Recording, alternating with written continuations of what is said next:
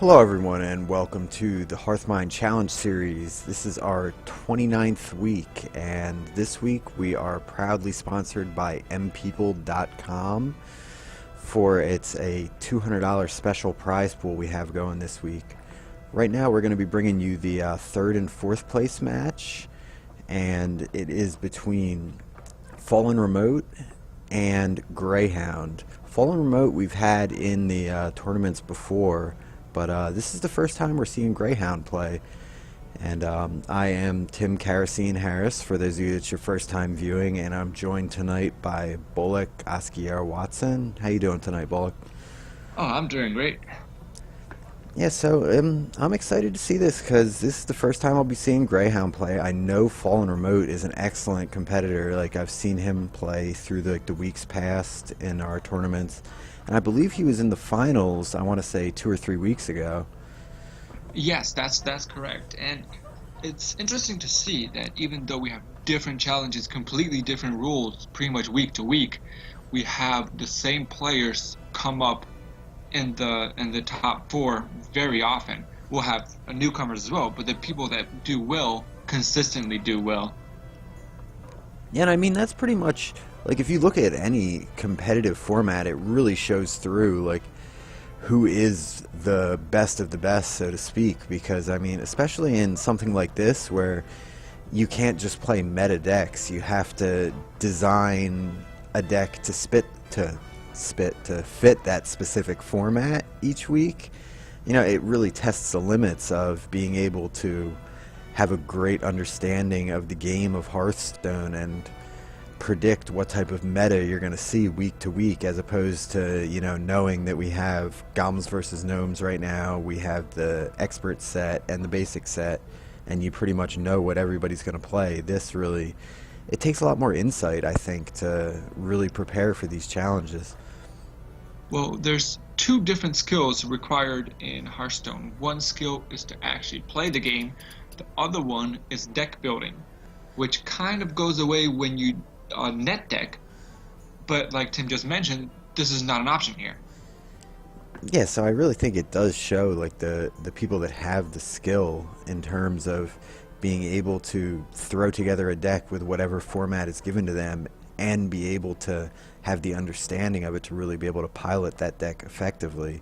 Because, like you said, they're really two different things. Because, I mean, I've seen players that they can, you know, pick up a deck that's already built for them, and, you know, they understand the game well enough that they can do well with that deck, generally speaking. But then if it comes to just putting a deck together themselves, it's something they struggle with. And this, I really feel like it showcases both of those skills, I think.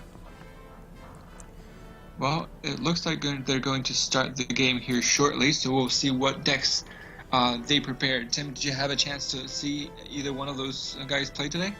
Um, I saw a little bit of Greyhound play earlier, and he was playing a druid that I saw. I didn't get a chance to watch any of FallenRemote's matches, so that one is going to be a surprise for me.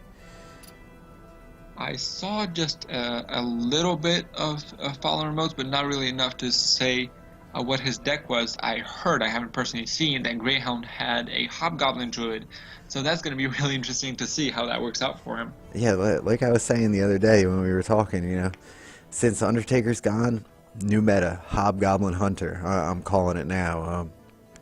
It's going to be the thing. Not really, but, you know, it sounds good. It sounds good, but I'm afraid Hunter's not going anywhere, and the Undertaker nerf really won't matter because the Hunter's going to be slightly worse, but still very good and fast, and still very viable on ladder. Oh, absolutely. I mean, it's every time they've nerfed it, people have said, "Oh, Hunter is dead, Hunter is dead." But, you know, it finds a way to come back, so I'm sure it will again. Have you spoke to them? Are they ready to get going?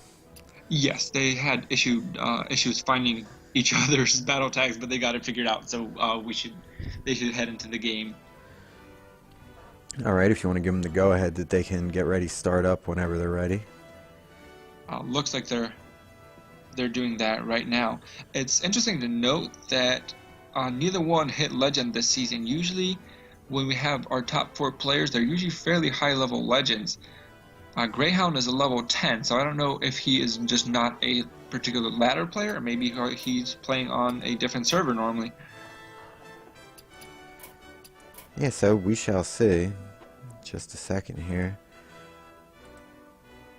Oh, it looks like it's going to be Druid versus Druid in the starting hand. So like I said, I've heard that Greyhound has a Hobgoblin Druid. Not quite sure what FallenRemote brought. Yeah, so we're going to see in a minute what type of Druid it is. Having a little technical issue here getting into the game on FallenRemote's side. Alright. That's queuing up right now. So we should see his hand in just a moment. From Greyhounds, from what I see of his opening hand, it looks like a pretty standard ramp Druid. I mean, right here you see the two Keepers of the Grove, the Spectral Knight. Unfortunately, I am not seeing the hand. I see that they're both playing Druids. Unfortunately, I can't see their hands just yet.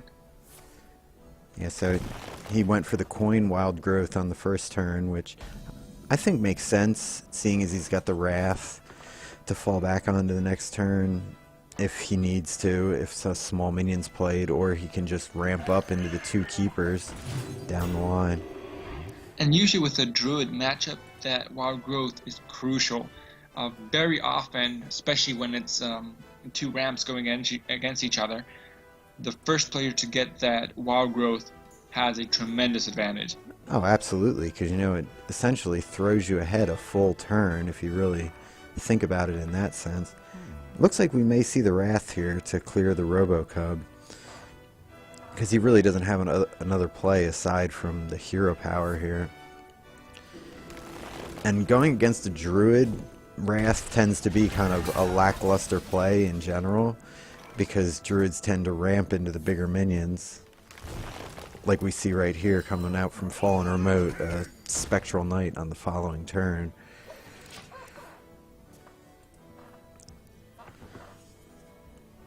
So here, do you think silencing the Spectral Knight is a good play? What's your feelings on that? Because I mean, he really doesn't have much another play unless he would want to play it out and use it as damage, but doing 2 points of... I'm having strong issues here. I got disconnected again, so I can't really see the play right now. Alright, well, he's sitting on two Keepers of a Grove with 4 mana, so... And his opponent has the Spectral Knight on the board. I think he's hovering over it. I think he's going to silence it. Well, the Spectral Knight is really tricky to deal with for a Druid. And if he lets it sit there, it's going to get a lot of value. So I wouldn't be opposed if there's no better play, just silencing it and at the same time getting a minion on the board. Yeah, and right here he just traded it, so now that does open up the opportunity for him to be able to kill it with Swipe at some point. So I think the silence was the right play there. I think we're going to see the Spectral Knight come down here, though, as opposed to a Swipe, because that at least contests the board, and he would have to either use both of his minions if he wants to trade into it. Or, I mean, looking at his hand, he has the Druid of the Claw coming up as well, so... But I think definitely the Spectral Knight is the play on this turn. Well, like we just mentioned, that is such a difficult minion to deal with for the Druid. Okay. And Druid plays a lot of taunts. So silencing it, even though it was a correct play before, it really feels bad because you know you're going to have to deal with a bunch of taunts. Yeah, but I mean, you figure if you're playing as an opposing Druid, you tend to have the bigger creatures to be able to challenge those taunts. It's not like in a Hunter where you're playing a bunch of 1/1s that just, you know, you got to run your whole board in to get through them. Oh, absolutely. It's not as bad, but it's still something that needs to be dealt with. Yeah. And were you able to get back in now? Are you watching the game? Yes, I do see it, and I really like the situation that FallenRemote's in. He already has half the combo in hand and 3 minions on board. With his opponent being at 18, it's just a matter of drawing that one card and it's game over. Yeah, so it looks like, okay, he's going to taunt up here. Well, he really has to because seeing 3 cards in his opponent's hand, he knows that the combo is a strong possibility. Yeah, but they are only on turn 6 at this point, so it's really, you have a few turns before that combo is going to come down, so he has a little bit of wiggle room. I almost would have liked the innervate into Ragnaros right there, I think, because that puts, the pressure back onto FallenRemote. Oh, interesting. He decides not to wait for the combo and just use it to clear the board. I think that makes sense, though, because he's so far ahead on the life total right now that he can just keep pressing the damage. He may not even need the combo to finish him off, because that swipe in hand could go to the face. He also has the Mech Bearcat that he just drew, which is a 7 attack minion, which is, not something to laugh at, especially if you're sitting at 14 health. What do you think of the card? We rarely see it, or pretty much never see it on I, ladder. I think But on it's, paper, it's a really good card. yeah, it's good. I think part of what's holding it back right now is that everyone is playing Big Game Hunter because of Dr. Boom, so it kind of instantly dies to that. And it also, like, to me, I don't feel like it has a niche in, like, the current style of druid that you usually see people playing. Like, there's just, better cards that you want to ramp into than a 7/6 that gives you little 1-mana utility spells. And here we're seeing the issue that we talked about before. The Spectral Knight being such an issue, there's really no good way to get rid of it without using hero power and hitting it. Yeah, I mean, at 25 health, though, honestly, I wouldn't have minded right there swiping his face and using the hero power to clear the Spectral Knight. That's the play I was personally expecting. That's the play I would do in his place. Because, I mean, Bringing the druid down to so low is always good. Kind of forces him to use the lures for healing, not for draw, which is excellent. Denying draw is excellent. oh, absolutely, because, the druid can tend to run out of gas later in the game sometimes, like, if depending how they draw. And they really lean on those keepers of lore to be able to fish for the pieces of their combo, or their big hitters like the Ragnaros or the Kel'Thuzad to be able to finish the match.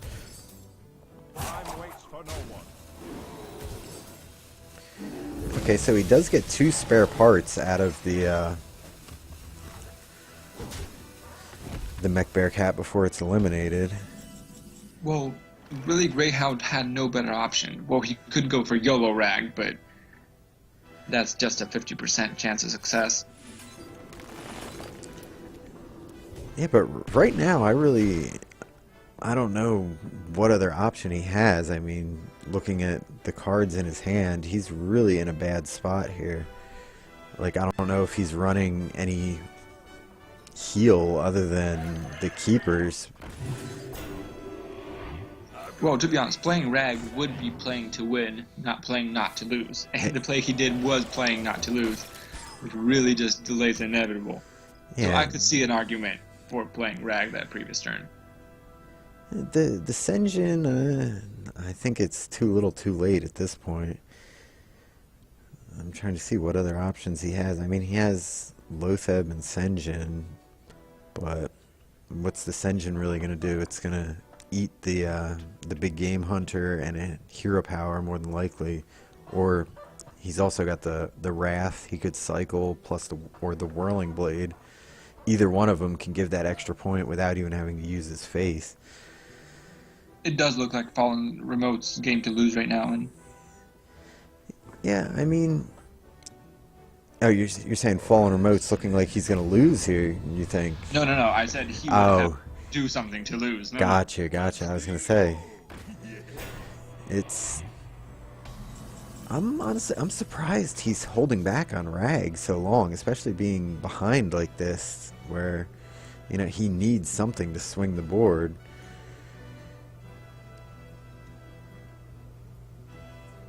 So And a Savage Roar. he's thinking about it. Let's see, what would that allow him to do here? He would have to use Not the... great. It's Yeah, a good way to get rid of this engine.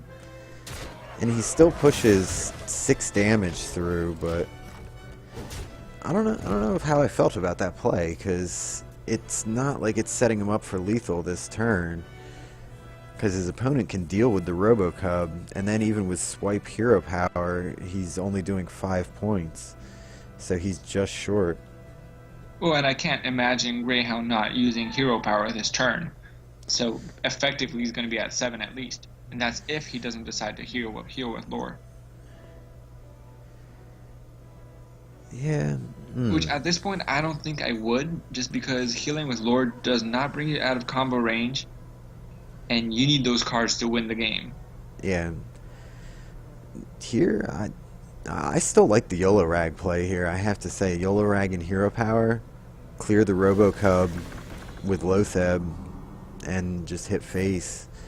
But like you said, it looks like Greyhound is still, he's playing not to lose, and I mean, he could surprise me here, I don't know, and pull something out, but it looks like he's constantly trying to play catch up, but it's always a little too late. Though, I mean, looking at the hand of FallenRemote, Greyhound's board is strong, and he really doesn't have anything in hand to really answer it at this point. Well, I believe he's going to cycle the Wrath looking for some more answers, especially if he cycles the Wrath on the lore, he can clear it with swipe. Yeah, that still leaves the 5-3 and the 2-3 on board, though, which, if he doesn't draw into something, he's still... Interesting. Why would he swipe first and not draw? I mean, I'm sure he knows what's in his deck to the point where is he going to draw into anything that's going to answer it? But I mean, generally that's something, like you said, where you kind of always want to draw first. Oh, he's trying to clear both of the 5 attack minions. Okay, I can see that. Yeah, it makes sense, because I mean, he does have his Spectral Knight to fall back onto the next turn.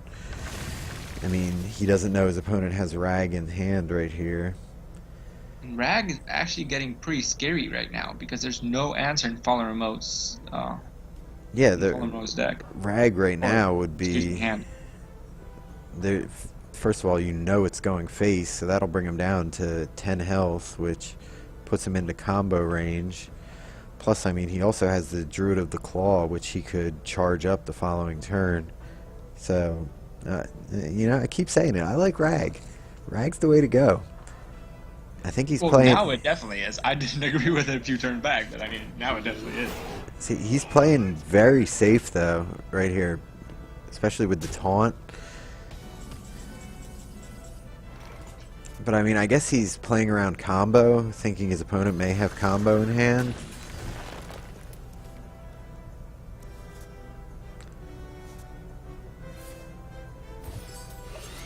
Okay, so he's going to get a little bit of help there, but not much.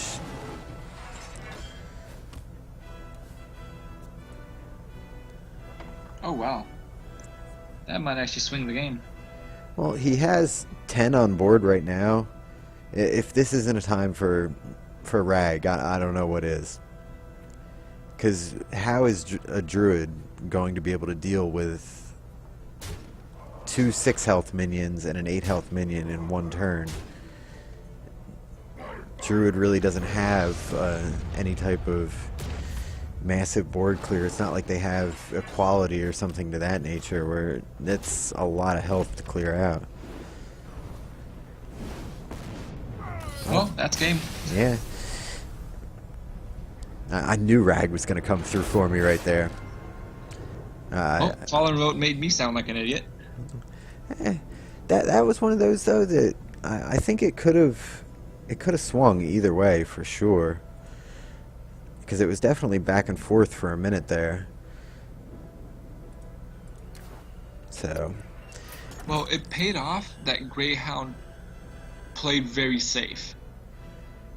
Yeah, it did pay off for him this turn. Now, would he again rag like you suggested a few turns earlier? The game could have been a lot different. He could have won a lot faster, but it could lose as well. So yeah. So I mean, it we'll worked never out. know. Yeah, it worked out in his favor, and we didn't see the hobgoblin that you mentioned. So you said that was on Greyhound's side, right? So It was, but I don't believe this is the deck because we yeah, haven't seen any one attack minions. So nothing here really synergized with Hobgoblin. So either I was lied to, or he has two Druid decks. yeah. So he won. So we're obviously not going to get to see this fabulous hobgoblin deck next, but hopefully it isn't a 3-0 sweep, and we will get to see it because I'm a fan of the hobgoblin. I'm definitely team hobgoblin for February season. I'm rooting for it. Well, I actually did try. Brian Kibler, who I'm a big fan of, came up with a Hobgoblin deck for ladder, and I tried it for a little bit, and it was definitely viable. It was really good. The problem with it is it's not as good as regular ramp. Yeah, So see, there's no point in there's a lot touching of it. decks like that where it's okay, but it's not that good. All right, so it looks like Fallen Remote switched to a mech mage here. Which is a good choice. That's a deck that typically has fairly good percentages against Ram Druid. Yeah, and mech mage it's a strong deck all around. I think. I mean, it doesn't have too many really terrible matchups. I mean, most of the time, I think when mech mage just gets blown out is when it tends to draw poorly, more Which so than looks anything. like it is the case right now. Oh, well, there's the Mech Warper. That fixes it. Yeah, that is. Surprised he coined the spider tank out here. I guess maybe he's trying to avoid a wrath. That's got to be it. And there's the Wrath. Yeah, was trying to avoid playing his mech warper, getting it wrathed, and essentially getting no value out of it, which is definitely a sensible play there. Well, playing against Mage, a Druid should assume it's going to be a Mech Mage and mulligan for that Wrath. Being on coin, or no, he actually wasn't on coin, sorry, but even not being on coin, there's a fairly good chance, having two Wraths in the deck, that he's going to pull one. Yeah, and he did, which is notable, have both his wild growths in the starting hand,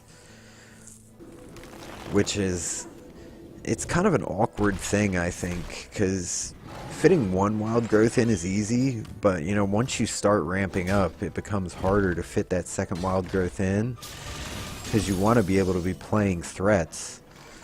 Oh, I agree. So that may essentially be a dead card in his hand until he hits turn 10 and he can use it to draw a card. And now he's going to regret using that Wrath the previous turn. Yeah, he's definitely paying for it here, but I mean, he does have the druid of the taunt, that he can play out here.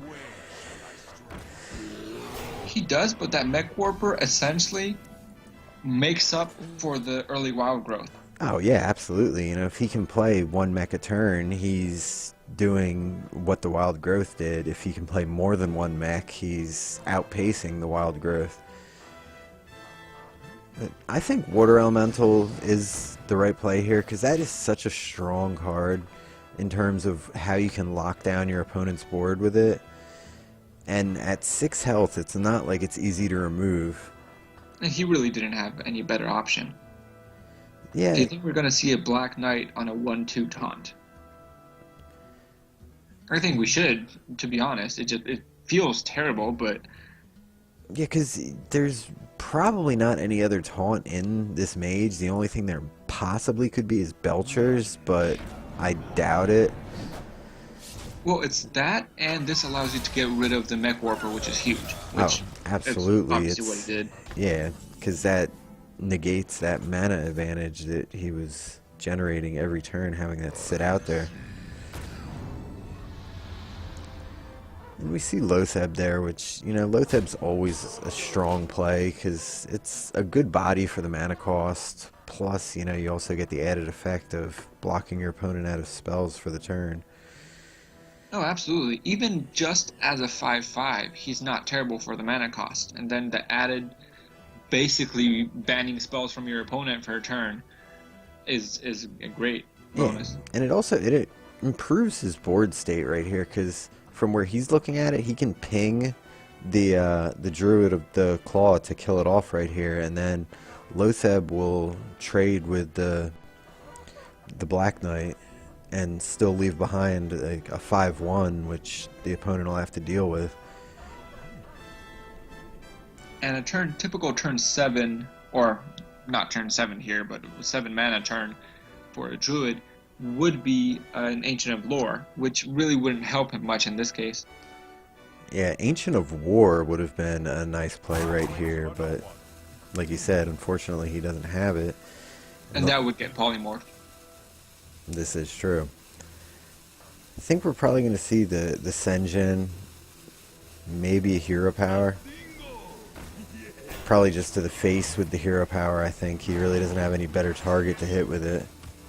Because he wouldn't want to... Oh. Oh, decides to trade and get rid of the Lotheb. I don't disagree with it here, because otherwise Lotheb was almost guaranteed to be a 2-for-1. Yeah, because it would have took out the Senjin and then had to deal with something else. And I like this, because this is going to deny the hero power. Well, the hero power becomes basically 1 armor for 2 mana. Yeah, and he also... I don't think it was a bad use of the fireball there. I must safeguard the land.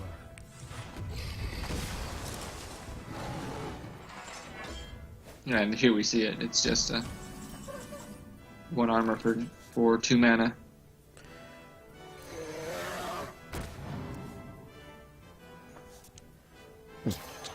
That mana worm would have been nicer a little earlier on, eh? I'm sure would. Snow Chugger, which is amazing in other matchups and is just good here. Yeah, I mean the Snow Chugger is probably going to die this turn. I would imagine it's going to die to hero power and the keeper, which is going to freeze the druid for the following turn, but I think it's worth it. Yeah, and at the same time though, I think by doing that, it telegraphs that you don't have combo available in hand because you don't want to get your hero power locked down, or That is true. hero's attack rather. If you're holding the combo, it kind of, because people always expect the combo out of a druid. They play around it after turn 9. So I guess with his opponent sitting at 30 health, he was thinking it was kind of the safe play, which I could see. Well, and combo really isn't an option because he's not holding either piece of it. So Yes, but you have to into look it. at that his opponent doesn't know what he is or is not holding. Like, that's from where we're sitting, we see everything, but these guys have to try to anticipate what their opponent's going to do.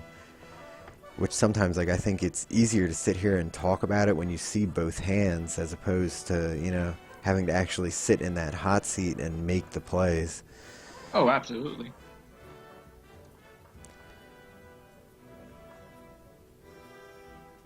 It's interesting that he's not going for that wild growth to cycle.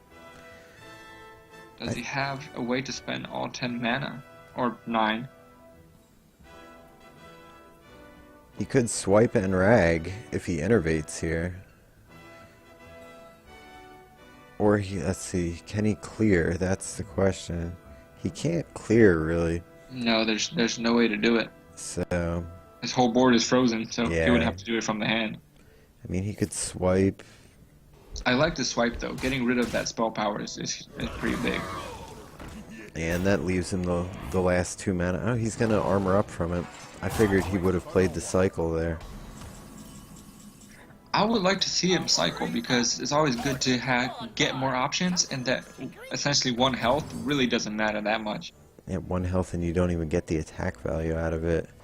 Plus he doesn't have to worry about fitting that wild growth in for the card at a later point.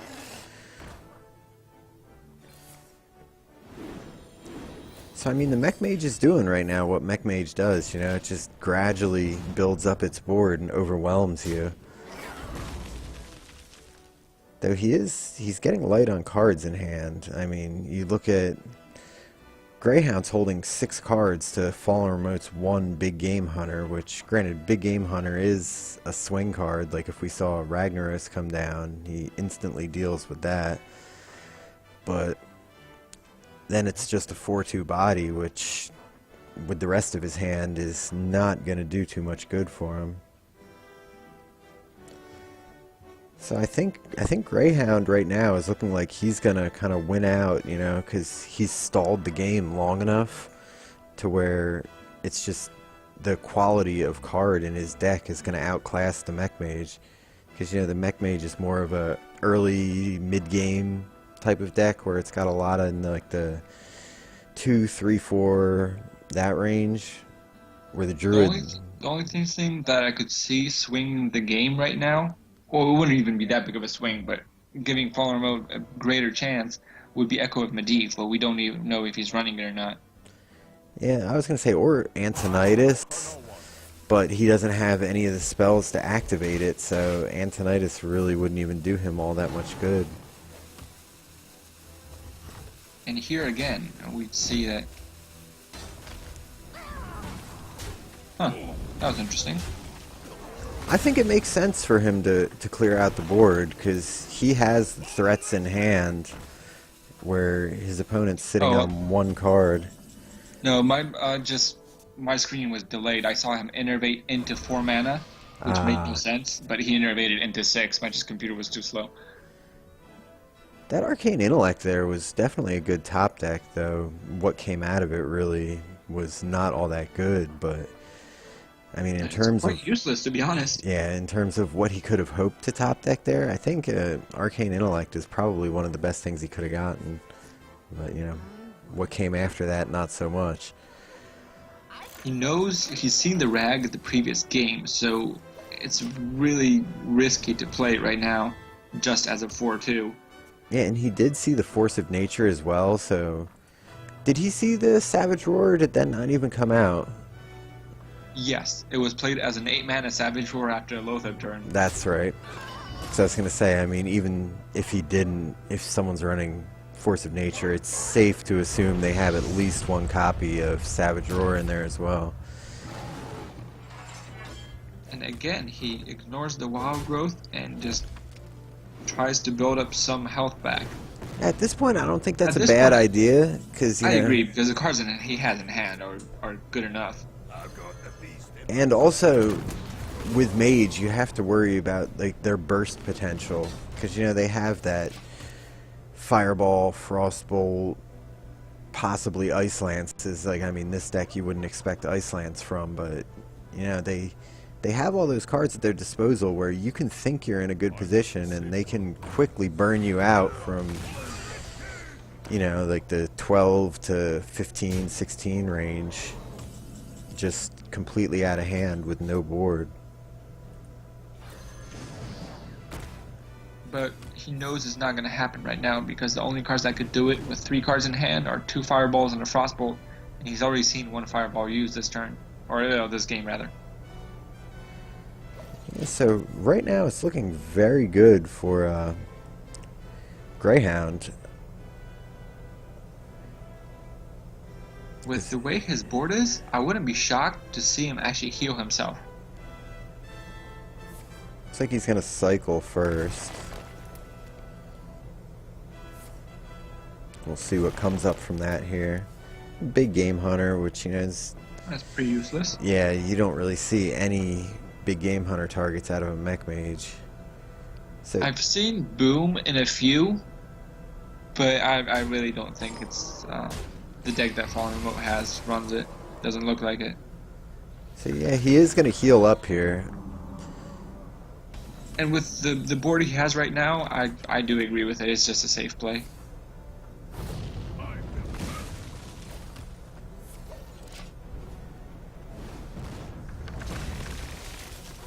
Though FallenRemote did deal with it quite effectively there with the Flame Strike, but I don't think it's going to be enough. No, I think it's too little too late. And it will allow that shade to grow out of control. Yeah. So this is 5, so looks So that like, sets up lethal next turn. yeah, unless he gets a great arcane intellect here, I think that's going to be it. No, because he does have the frostbolt, so he can freeze. That's really delaying the inevitable, though. Well, he can freeze a lot now. Yeah, I mean, you can't underestimate freeze, because, I mean, if we look at freeze mage, what do they essentially do? They just stall out and eventually win. I mean, mage has potential to be able to stall for quite some time. I mean, he doesn't have the full freeze mage kit, but 2 frostbolts and emergency coolant, you know, that can certainly buy you some time. Plus he's got this taunt that's going to take 2 attacks to get through it, though. The problem with frostbolts is that's a big chunk of his burst. He's getting rid of his burst Yeah. to freeze. So you're stalling, but what are you going to draw into if you're using your burst to stall? Yeah, you're going to be left with nothing. You're basically playing not to lose at that point. I think he's probably going to hero power into the Divine Shield and then clear it with the Shade. That's what I would like to see, and go face with the Spectral Knight. I agree, because you can't expect another taunt. And you're Yeah. basically setting up lethal next turn, even if the board gets cleared. Yeah, because you have the Druid of the, I keep wanting to call it Druid of the Taunt and Druid of the Charge. The Druid of the Claw that you can charge out. So, Fireball, Frostbolt, he can clear the board, but, and that will keep him at 1 health unless Greyhound draws into something else right here. Because the Druid of the Claw in charge would do 4, the hero power would make it 5, so he would be still short of lethal for another turn. There is plenty that he can draw into, though. We know he runs combo, at least 1 copy. Yeah, and we haven't seen Either any piece of the that. copy will do it. Or a swipe. I don't think we've seen both swipes this game. I think we only saw 1. I believe we did only see 1. Oh, uproot. This is the perfect time to uproot. I would love to see it, but I'm not expecting Oh, so disappointing. Twitch chat shed a tear somewhere, I'm sure. You know, Twitch chat always tells you to uproot. Okay, it. so To be honest, we've already seen Big Game Hunter, so, you know, it was an option. I'm definitely not going to justify the uprooted play there, especially with the position he was in. But you know, we'll try. Yeah, maybe someday we'll see an uprooted Ancient of War, if we could be so lucky. I can hope, you know. So, do you think Fallen Remote has another deck to come, or are we going to see one of the ones that we've already seen played here? What do you think? Well, it's hard for me to think of a deck that would have a better chance than the Mech Mage. Against So even if he does have another deck prepared, what would it be that would give him a higher percentage chance than the deck he just played? Yeah, against Combo Druid. Yeah, that is a tough call. I mean, he wasn't that far off in this game. He had a pretty... Well, not the greatest start, let's put it that way. He could get a start with the Mech Warper, 2 Mech Warpers, and just swing the game from there. Just overwhelm the Druid early on, which is the way to win with Mech Mage. He didn't get to do that this time around, and I think that is the best way to win this. Yeah, because Mech Mage isn't as vulnerable to taunt as a lot of the other aggros, because, you know, most of the mechs are over 1 health. It's not like a Hunter aggro or a Paladin even with the tokens where your board can just get completely wiped out from a swipe. So, yeah, I could see the Mech Mage coming in again. Well, All he right. decided to go with the Warlock. I think, is it a handlock? I haven't seen the mulligan yet. I believe so. It's 2 Iron Beak Owls and a Sun Fury Protector, so it looks like a handlock. Yeah, because that's actually what I was going to say is I could see a handlock being a good match to bring against this druid.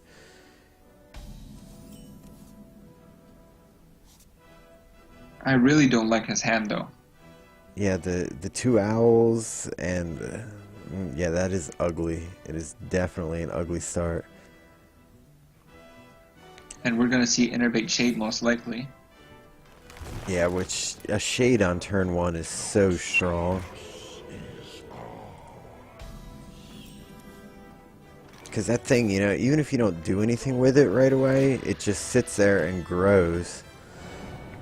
Like, I mean, it's already a 3/3 on turn 2, and it's just gonna keep hanging out and getting bigger and bigger. And the handlock needs to get his health low, which is very dangerous against a combo druid. Yeah. I mean, handlock, though, usually by the time they start dipping low, like, they'll have a wall of taunts set up by the time it's coming into the turns where you can expect combo out of the druid. And it did get a lot better for a handlock with GVG because they got an option of a fairly big heal. Yeah, the heal bot is amazing in handlock. I really think this shade might swing the game here. Because it's past the point of being able to be killed by Hellfire. Right now, it would have to be something big. Yeah, like a Watcher or bigger, essentially, with a Shadow Flame. And if he doesn't deal with it right now, it's going to keep getting bigger. I mean, he could Dark Bomb and Mortal Coil it, which looks like what he's going to do. And I like that play because after this turn, it would have to be a giant to deal with it. Yeah, or, you know, a Siphon Soul, which is such a waste of that. So I think that was the right thing to deal with it as soon as he brought it out of stealth. Which, to be honest, I don't really agree with getting it out of stealth. Yeah, I probably would have sat on it as well, just to let it keep going. Though, I mean, he does have FallenRemote down to 17 right now. Which, looking at his hand, he's got some heal, so it's not that serious, but at the same time, he definitely has to play it safe, because, you know, the druid he still has one more Innervate left, so the combo is possible on turn 7. Well, since he didn't use the coin, it's theoretically possible right now. This is true. I wasn't even taking the coin into account there. So, let's see. I believe FallenRemote is trying to get that Molten Giant out and then using both Farseers that he has in hand to heal back up. Yeah, 'cause I wonder if he's running a heal bot. Because usually you see one heal bot and one Farseer in a handlock, and we see that he has both Farseers in hand. I can't really see him having skipped on the heal bot. Like, to me, that doesn't really make sense. Unless he's just more heal heavy in general. He may have the heal bots in as well. Because you figure, what do we lose in the Death Rattle format at a handlock? The only thing that I really think of off the top of my head is that you lose Sylvanas. Sylvanas and Zombie Chows, which Zombie Chows I wouldn't use in this format anyways because it doesn't really favor aggro that much. Yeah, it's definitely not an aggro favored format. Even, you know, with Undertaker taking the hit it did, Death Rattles in general they help sustain, you know, aggro decks with their small minions. Yes. So I think that's definitely something that you can easily cut out of handlock. See, now FallenRemote definitely, like, he swung the board a bit here. Because this shade right now can't do much on its own. And I mean, in his hand, the swipe is not really accomplishing all that much. I mean, it would have to be a swipe and a wrath to really do anything. And that's still, using that on an Ancient Watcher that isn't silenced just doesn't feel good. Because that thing isn't a threat to you, and you have to use your removal to deal with it. It can't feel good, but I do think that he needs to cycle because he needs to draw into some answers.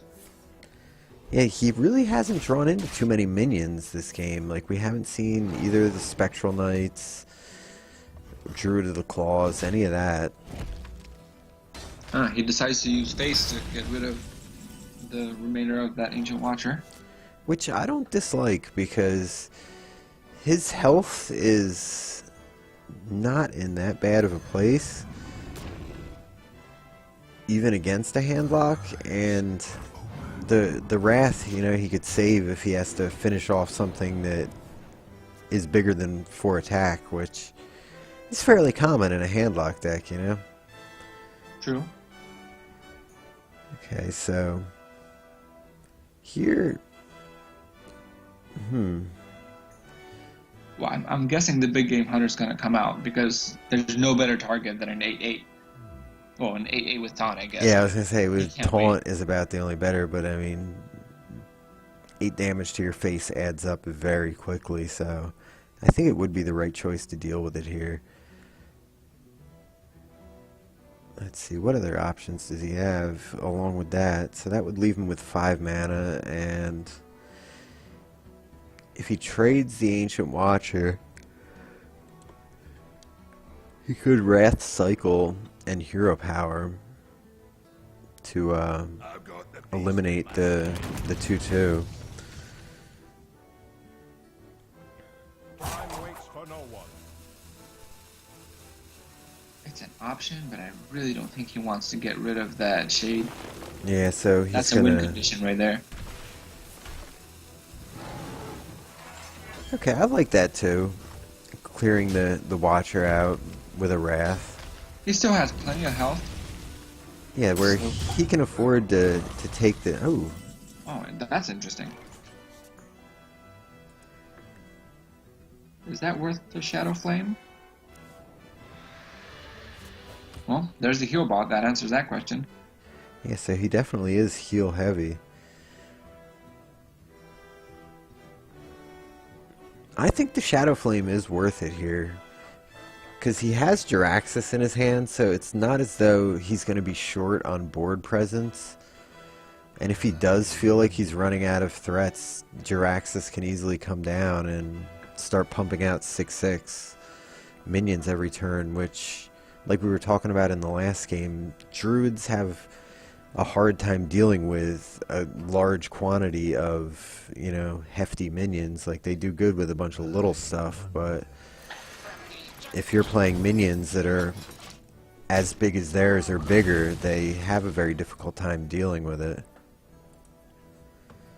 Here, he's obviously playing around the combo. Yeah, and it makes sense because that's, something that can come out of Druid's hand any turn after 9. And coming into 9, seeing 4 cards plus the coin, 2 of those very well could be a Force and a Savage Roar, because for all he knows, Greyhound could be running 2 copies of each, which, I mean, from what we've seen, I think it's 1 of each. I do believe so. At this point, we probably would see it if he had 2.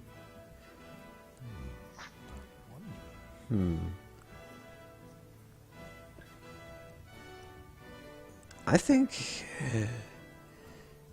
Have we seen any big game hunters out of FallenRemote yet? We have not, no. Yeah, so I don't think Rag would be the right play. For no one. And there's always Siphon. A handlock runs 2 of those. Yeah, though, if he gets it eaten by Siphon, that puts Kel'Thuzad in a very nice place to stick around for a little while. And if he can get that out with the Sen'jin, it'll give him kind of a little bit of protection, depending what else he draws into to go along with it. Well, we do see the second Siphon in FallenRemote's hand. Yeah.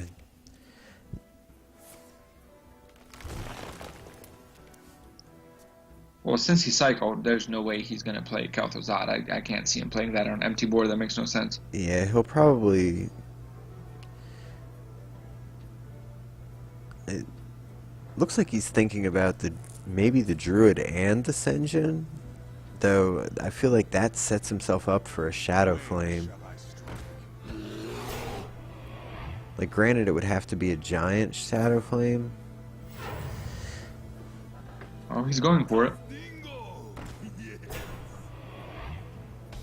If he doesn't get Shadow Flame, that looks really good next turn because he can get a lot of value from Kel'Thuzad. Oh yeah, that'll be huge. It does look like it's going to be the Mountain Giant into the Shadow Flame, though.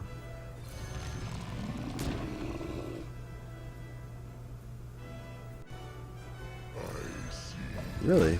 Huh.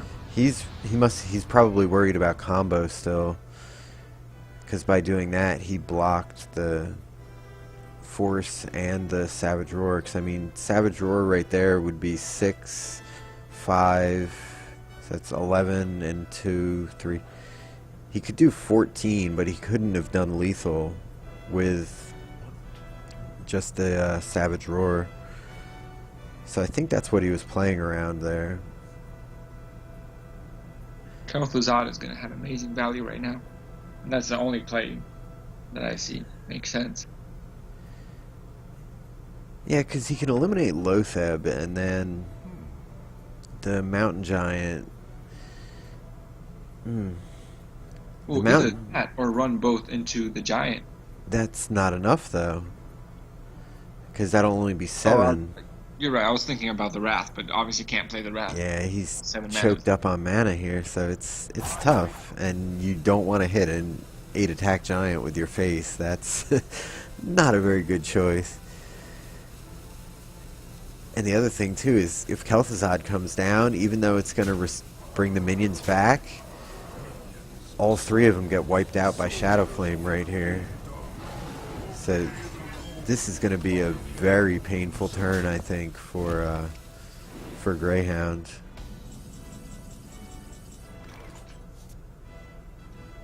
Well, if he Shadow Flames, he can... Let's see. Yeah, I like this better, because I was thinking about how much hit can he heal up if he uses Shadow Flame, and it would just be 3.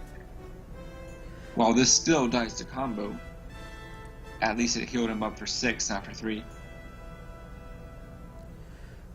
Yeah, but I mean, he is sitting on Jiraxxus too, which is...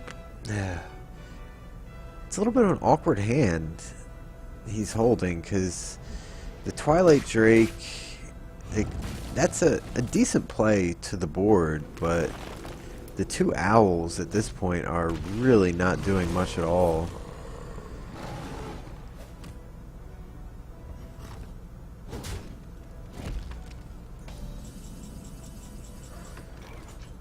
Okay, so he does get another giant.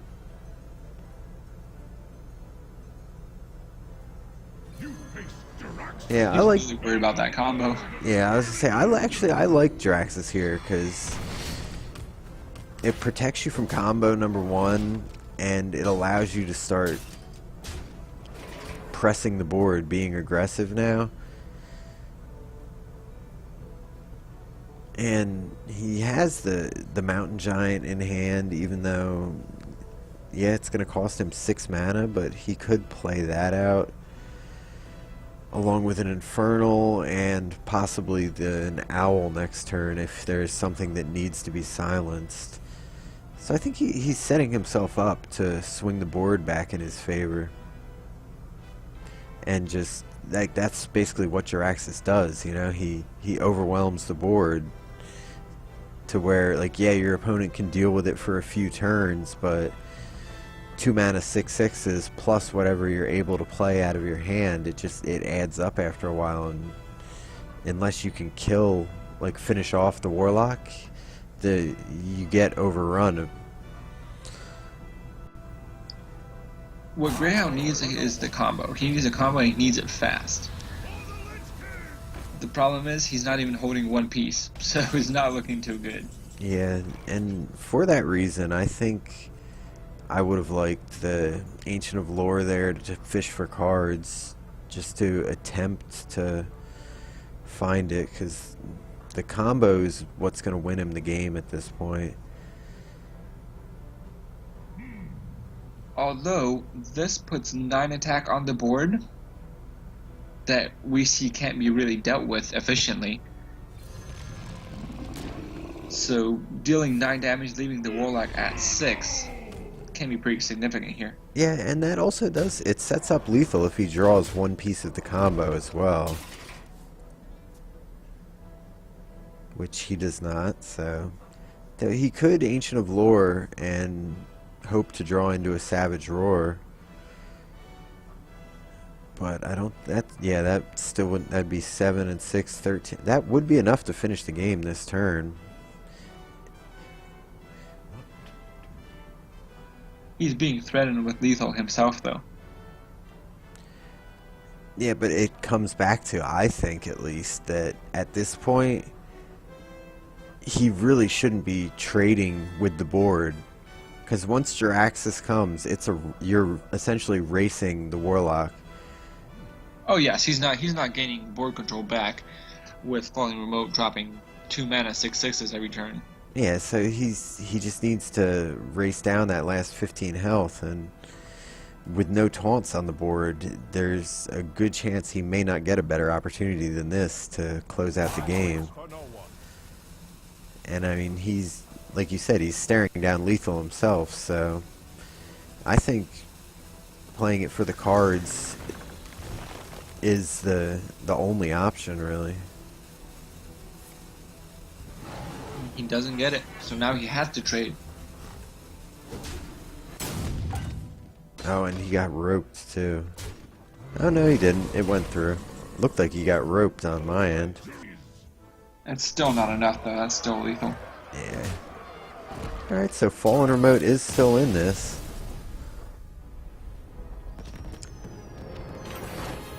So we'll see what Greyhound pulls out against the handlock. Yeah, Hobgoblin Druid all the way. It's gotta I would be. really like to see it. That would make my day. Just to, I just want to see it. I want to see Hobgoblin work just once. Just once. I don't think that's too much to ask for. Well, like I said, the deck works. It's just not great.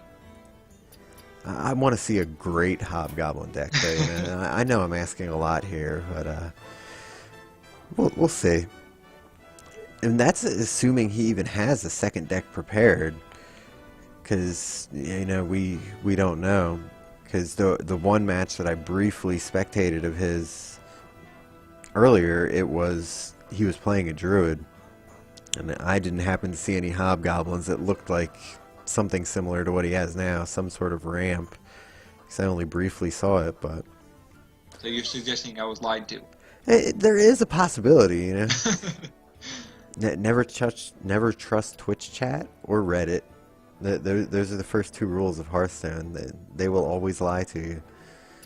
Not saying that was your source, but you know, it's a good moniker to live by. It was our chat room, but it was a chat room.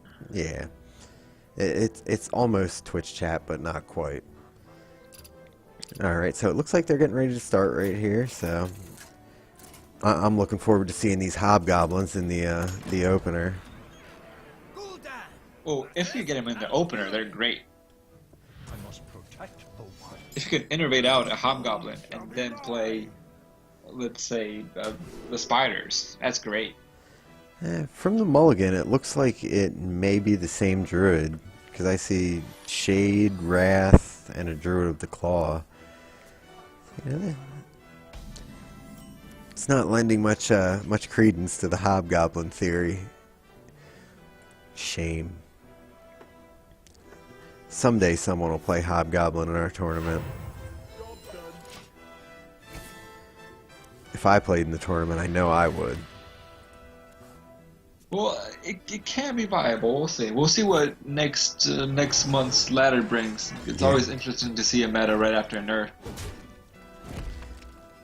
Now, I could see Hobgoblin going in some type of warrior too. I don't know why.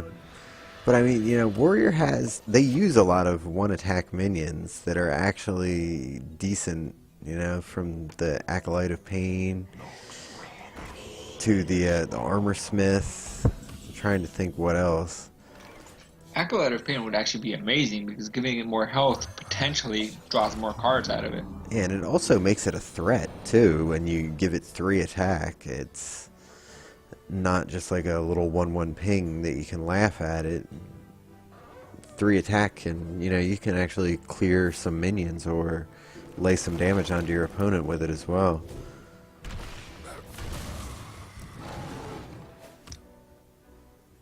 I would definitely run Acolyte of Pain in my Hobgoblin Druid, I think. Well, unfortunately, this is a ramp druid. There's no question about it anymore. That's going to be my ladder deck next season. I'm playing Hobgoblin Druid to Legend or rank 25, whichever one comes first. Where shall I strike? So this is actually the first time we've seen Cenarius. I don't know if it's the same deck or if he changed up, but we haven't seen Cenarius before. And we haven't seen Mal'Ganis either, which popped up in FallenRemote's deck. Yeah. And FallenRemote's deck is obviously the same because yeah, and the Sacrificial Pact as well is. So he's very heal heavy. That's what that's telling me. Yeah, along with Mal'Ganis as additional insurance. I wonder what he cut to put those in. Yeah, I don't know.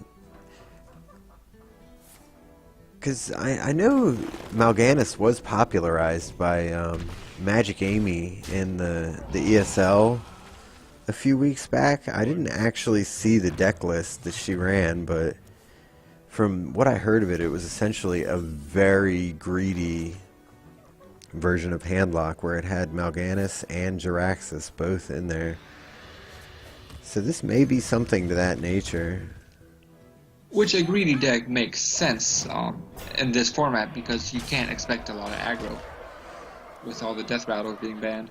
Yeah, and also too, I think with Undertaker's nerf, I think the whole meta in general is just going to get more greedy because people aren't really going to be, expecting as much aggro outside of Mech Mage, and even some variants of Mech Mage use the Undertaker as well. So, which personally, I really don't think Undertaker got hurt all that bad. It's easier to clear, but it's still an amazing 1-drop. Yeah, it is a good 1-drop, but compared to what it was, it's significantly weaker. Because if you look at how decks were built before, you had to have a deck be like fairly consistent. You had to pretty much build in a way to be able to deal with a turn 2/3 Undertaker, because it was something that you're almost guaranteed to see at some point or another. Oh yeah, I mean it's absolutely way weaker, but I still believe it's still very strong. Yeah, it has its spot. Like you said, it's a good 1-drop still. But I mean, I don't think it's far and beyond any other 1-drop like it was before. Because its snowball potential before was just amazing. So what do you like from Greyhound right here? It's pretty awkward because you're floating mana if you use the Ancient of Lore, but you kind of need to draw some cards. Well, not that one. That's not great. Not that one or that one. Yeah, it looks like FallenRemote's drawing much better this game, and I think this may be a quick match in the Handlock's favor.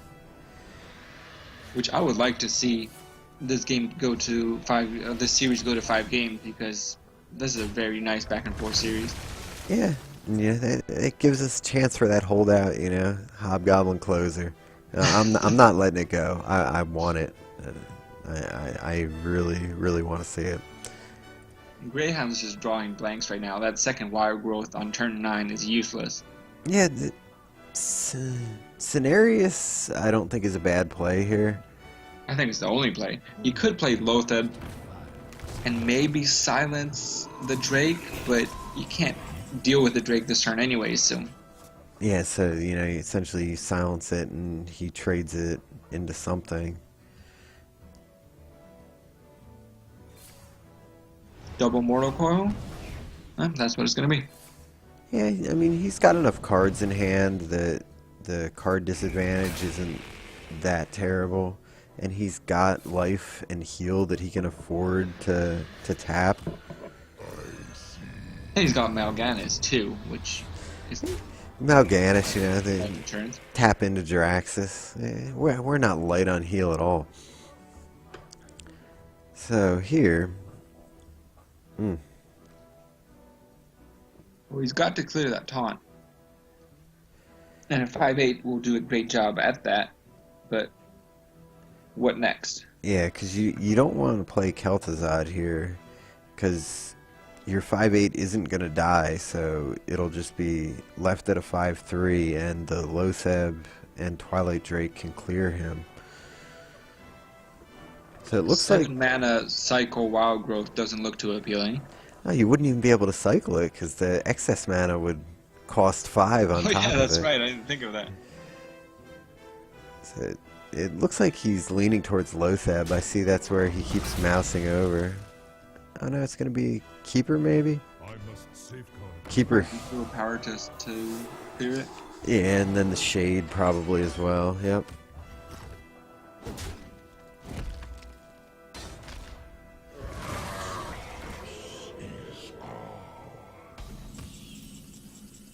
That would be a nice clear, but we don't see the necessary cards in FallenRemote's hand. Yeah, I'm sitting here, I'm squinting my eyes trying to look at him. That's one thing I've always hated when I played Handlock, is it gets so hard to see all of the cards when, you know, once you get up to like 8, 9, 10 cards in your hand. Especially if you're looking upside down. I personally have FallenRemote's hand on the bottom, so I see better, but I can see it being difficult if it was upside down. Yeah, so looks like he wants to heal here, or at least that's what he's considering. Job done.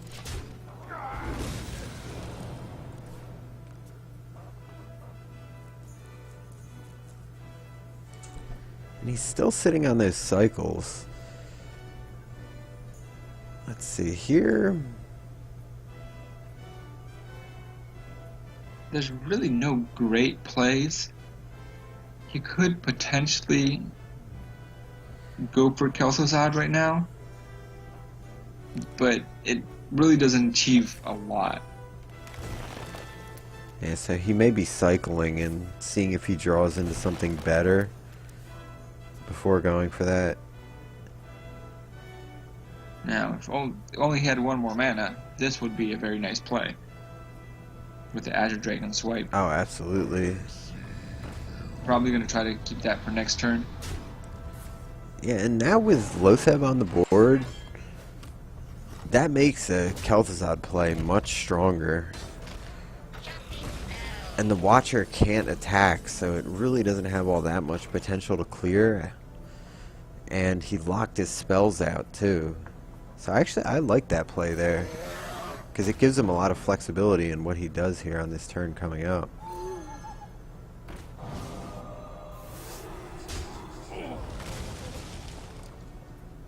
I like that. I like the activation of the Watcher.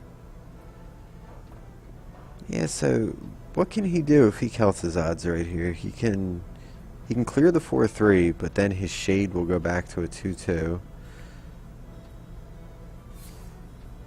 Job's done. And he's not really getting rid of anything outside of the owl at that point. Excuse me. I had a little yawn there. Yeah, it's getting late over there. Yeah, a little bit. Yeah, he doesn't have a way to kill his own Lotheb, so he really wouldn't get that much value out of Kel'Thuzad.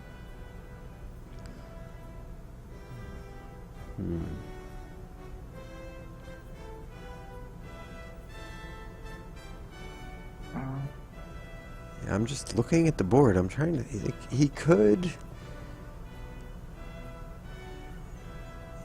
He could get a clear if he swipes on the Twilight Drake, but he would have to use his face along with it. And it's not very clean either, because Yeah, you he still have to hit the Watcher with something. yeah, he did end up losing his 4/4 into the Watcher. So what option? What's his best option? I mean, he can taunt up with the Ancient of War, but that feels like a very reactive play. It does, and then what do? Do you just hit face? If you hit face, you're enabling Moltons.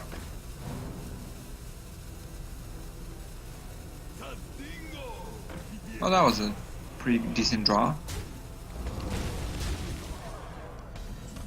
Yeah, and Well, that's Mal'Ganis and Jiraxis right there. yeah.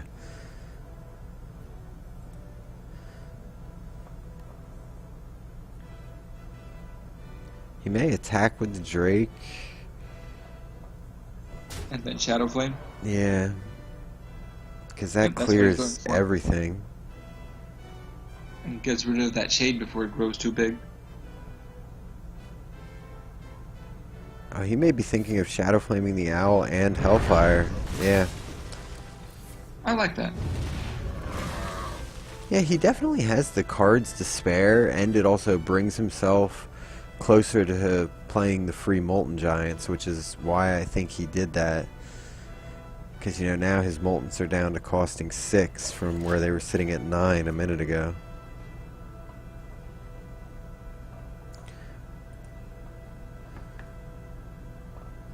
And I think the reason we didn't see him tap there was because he didn't want to put himself into range for combo. Yeah, and you see your opponent sitting on 6 cards. So at this point, it's a very strong possibility that he has the pieces, Yeah.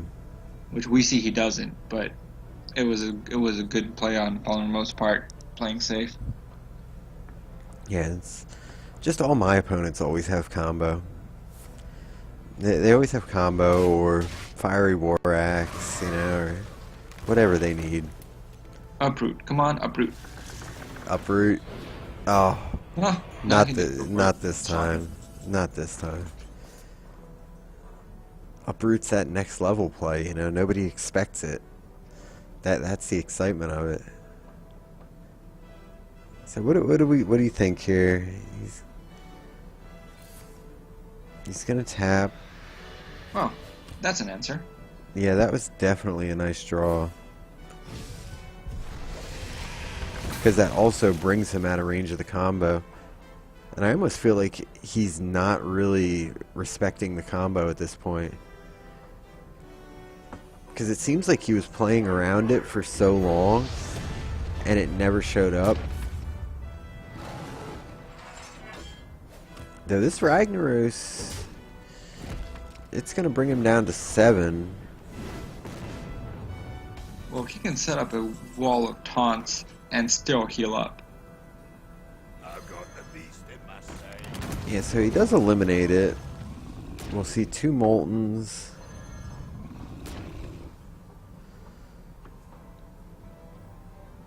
My shield for Argus. And a heal. Yep. Yeah, that's such a swing right there, too. Because even with the big game hunter, that only deals with one of those 9/9s, and then what do you do from there? I believe this is game. There's really nothing you can do.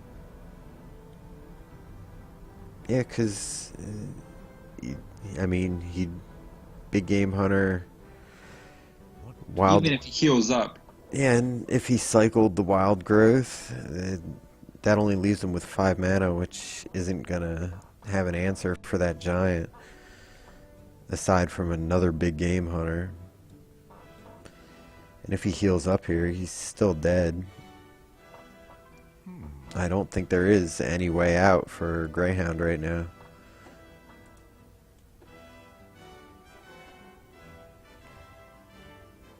That was a pretty impressive comeback.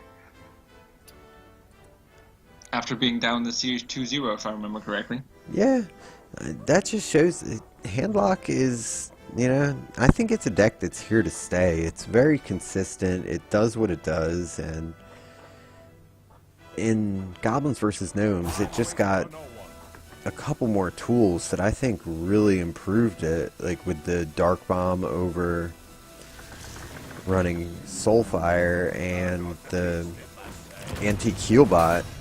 It makes it a little bit more versatile even.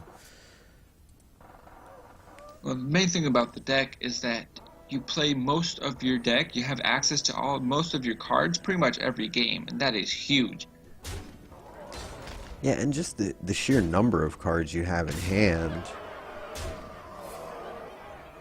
It just allows you with so many more options. Yeah, and that is, so we are going to go to game 5.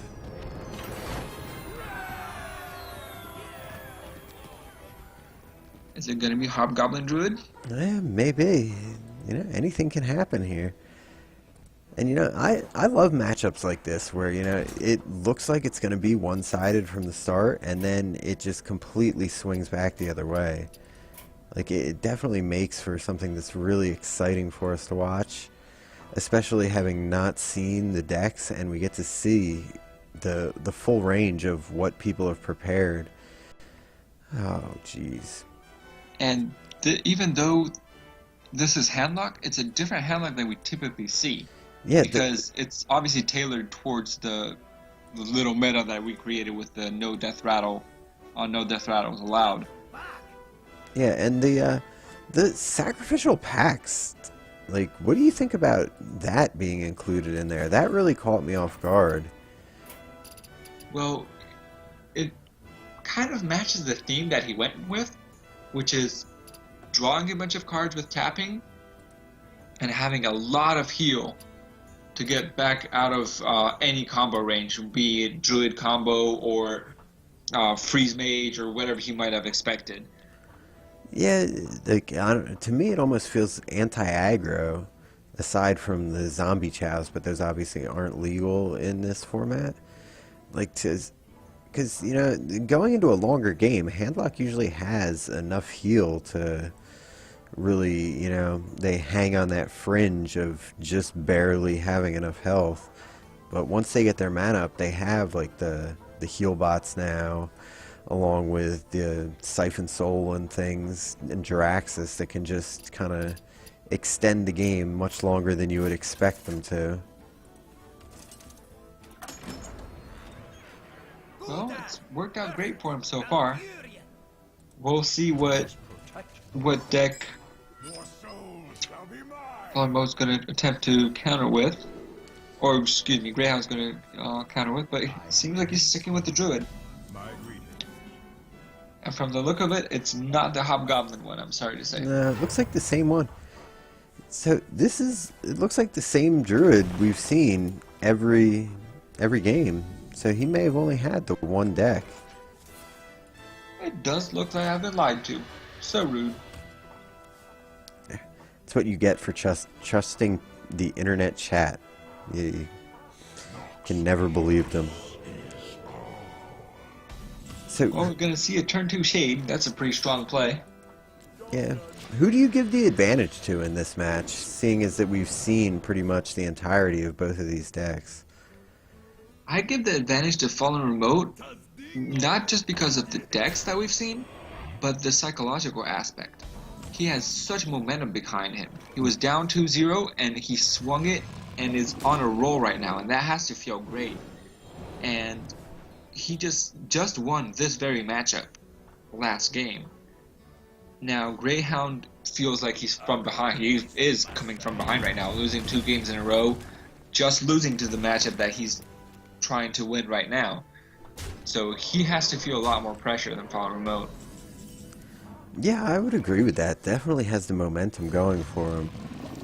And it's sitting from Greyhound's seat too. It's got to be demoralizing in a certain sense to, taken off to such an early lead and then, just be knocked backwards. Even though right now the game looks like Greyhound is way ahead, but with the amount of heal we've seen from FallenRemote, that can change any minute. Yeah, and Handlock has a great way of doing that too, where they just, they look like they're behind, and then all of a sudden they just completely turn things around. Greyhound had that BG8 for your first giant, which is always a huge swing. Oh, absolutely. But And now here, 9. he's getting really close because charging He's, that Druid of the Claw was going to bring the handlock down a lot. yeah, he's actually 1 point off lethal, I think, with hitting everything in face here. Which is big because that prevents FallenRemote from tapping. Yeah, I mean, and it also forces him to play heal or taunt at this point just to survive. And at 7 mana, he doesn't have that many options to do so.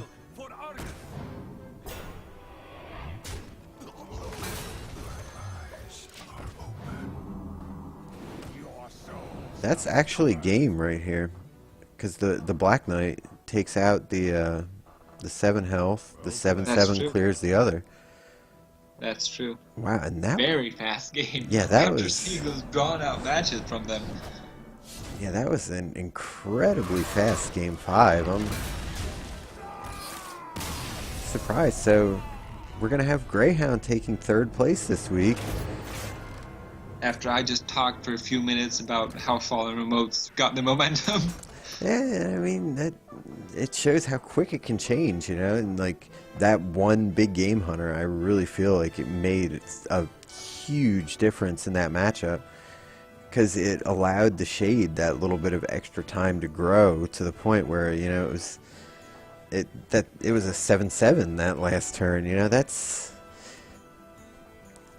It snowballed. You hear that term thrown around all the time, like the snowball effect, and that's definitely what we got right there. Absolutely, and basically made FallenRemote miss a turn because he got nothing from playing that giant, and Greyhound played a 4/2 body the following turn. That's what it came down to. It's a big tempo swing, and with him out-tempoing FallenRemote, it just added to the effect. Yeah, and I think he also kind of, it seemed like he changed his mindset a little bit that last game, as opposed to where he was very centric on just trading the board. It looked like he had I'm just gonna, burn him down. Well, he realized he had the cards to do it. He had the tempo advantage right from the start, especially with that BG8. He rolled with it, stayed with it, and it paid off. Yeah, and the Black Knight too, which he held in his hands for a while. That's like kind of one of those ace in the hole cards against Handlock as well, because it's a Handlock a lot of times will set up a board where they think they're safe behind the wall of taunt, and you drop that out, and all of a sudden you can squeeze out those extra few points of damage that it takes to finish them off. So all in all, it was definitely an exciting series to watch, and a lot of back and forth there. Oh, I very much enjoyed the series. Alright, so I think we're just going to take a couple minutes break here, and then we will get back in with the finals match after those guys get set up. So we will be right back.